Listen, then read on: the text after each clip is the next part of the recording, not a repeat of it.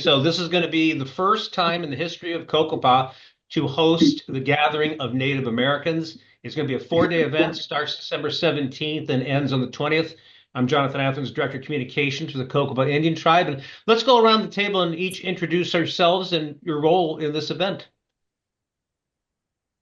Good afternoon. My name is Regina Murillo. I'm Garbalino Tongva and Kumeyaay from Southern California. I live here in Fresno, Central California with my family. I work for the Tribal Training Technical Assistance Center as a technical assistant, and I am assisting Jacqueline on this, co-facilitating with Jacqueline on this GONA.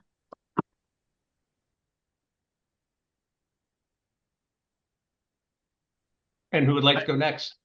Yeah, I can go next. I'm Leon, leader charge, Sichangu, Oglala, Lakota, Rosebud Sioux Tribe, Oglala Sioux Tribe, and I work for the SAMHSA TA Center. And I'm just here for support. I won't be on site, but yeah, I'm just here for support. Thank you. This is Idella King. I'm Northern Arapaho and Blackfeet, and I live up in Eastern Washington. I also work at the Tribal TTA Center through SAMHSA. And at this time, I am supporting Regina with this request. Hello, good afternoon. My name is Taylor Pulsifer. I am Skokomish from Washington State. I currently reside on Tongva lands down here in Southern California. I'm also with the TTA SAMHSA Center, supporting this event, here to share a little bit about GONA and its values. So thank you for having me. Absolutely. Absolutely. Well, great. Welcome. I'm glad everyone's here. The cornerstone of this is a cultural-based planning process. And they're going to be focusing on 4 themes: belonging, mastery, interdependence, and generosity. And so with this portion of the video, we're going to take a look at the big picture. And then afterwards, we'll talk about each individual theme. So what do you think right now is the most important thing people should know about GONA and what it aims to accomplish? Taylor, you want to take that one? Yeah, I do. I can just start off by giving just a little bit of an overview of what GONA is. It's a 4-day healing journey that explores issues brought on by multi-generational trauma. It's a really powerful curriculum. It's flexible and tailored to individual communities. And it was developed in the early 90s by a dedicated team of Native Americans, social workers, healers, national leaders in wellness, policy scholars, and practitioners of alcohol and drug prevention. It was developed after community development projects. They were failing. They weren't meeting the needs of Native communities because they didn't have that cultural and traditional component. So out of the need and just kind of trial and error, it was developed to meet the needs of our communities. So since 94, thousands of GONAs have been facilitated all over North America in both US and Canada. And hundreds of thousands of people have experienced GONA either with family, tribal communities. There's youth events, there's women and men specific only trainings. There's trainings that are specifically in treatment centers or that kind of setting. And then just like community development training events as well. It's always 4 components. The 4 components are belonging, mastery, interdependence, and generosity. And through those components, you really start to see how to be an active participant and just how you fit in your own community and your life and how wellness plays a part into that, and how we can break through these cycles together and individually to be more of community based. It's a journey that's about connectedness between families, yourself, community. It crosses all generations. It incorporates, 5 directions and sustaining the environment and balancing in that way. And it also covers the journey of people who've chosen to join together to discuss their histories of trauma, and resulting in issues of mental health, substance abuse, suicide, those kinds of things. So while healing those difficult conversations, they require spiritual, physical, mental, emotional, all the aspects to come together as we move from the conversation to the action to the historical, and moving into sustainability and how we sustain that type of healing. And how has the Gona evolved and changed since the very first one and here we are today? What would you say were probably the most significant developments? I like to capture that one.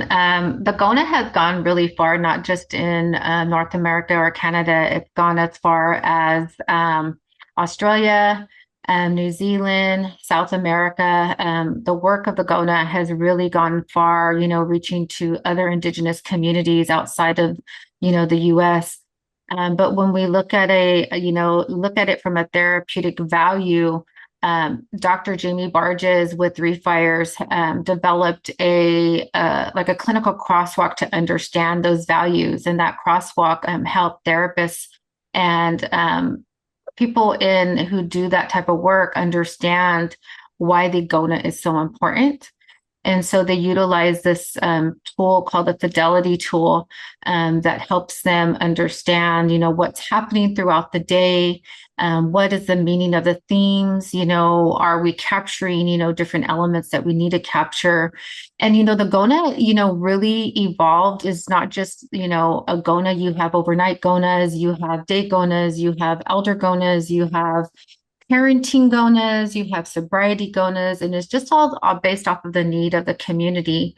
And so, ever since the back 30 years ago that Gona has came about and was developed, it really has evolved into this beautiful tool for communities to utilize to bring healing to their community. So, Idella, do you want to add anything?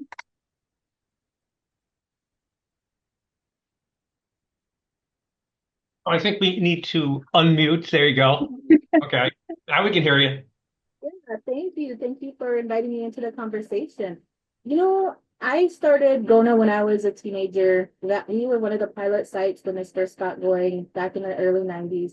And what I've seen for myself is that we have a lot of people from our communities who now are trained in Gona as trainers, facilitators. And so when we go to have a Gona, one of the things that I think is so awesome is that we're not presenting information that is out of this world or super unique, but we're presenting information in a framework that we can all understand, I guess, as Indigenous people, where we look at these four concepts of belonging, mastery, interdependence, and generosity, and we can all talk about how these are related to us as individuals, as family members, as tribal people, as nations. Um, so for me, what I've seen is this huge growth. And I get so excited when I meet people that have never heard of Gona, because introducing people to Gona is so exciting for me as a facilitator, because it helps them to understand this framework in a way that they can incorporate almost any parts of their lives. If they're parents, you can do these Gona, this framework with your family. If you're a teacher, you can do this in your classroom. If you're a spiritual leader, a tribal leader, you can do this with your tribal community. So those are just some of the things that I think I've noticed since we got started with Gona and where it is today. Leon, do you want to add to that? Yeah, I like to say, indigenous communities, we all have something in common, right? And we all are, how would I say, in that sense of healing and in that journey. And when we use the framework, it guides us in that process of healing. And I think it's important because essentially Gona is the prevention initiative. And unfortunately, our indigenous communities are reacting to situations such as substance abuse, mental health, poverty, suicide, all the different the health disparities that impact us daily. And prevention initiatives such as the GONA really allows us to um, gauge where we can reduce the impact and mitigate some of those disparities in our community. As we work with communities, it's not like we're the experts. The community has expertise in the community and strengths that had gotten the community to where they are today, such as resilience and cultural protective factors, like, some of our cultural ceremonies, our language, our song, our dance, our creation stories. And Gona really allows us a platform to explore all of that and highlight what the community thinks best for the community. So essentially, we're not the experts. We just come in and help facilitate that movement. And I'd like to take a quick moment and welcome Talina Garcia. She's just joined this Zoom call.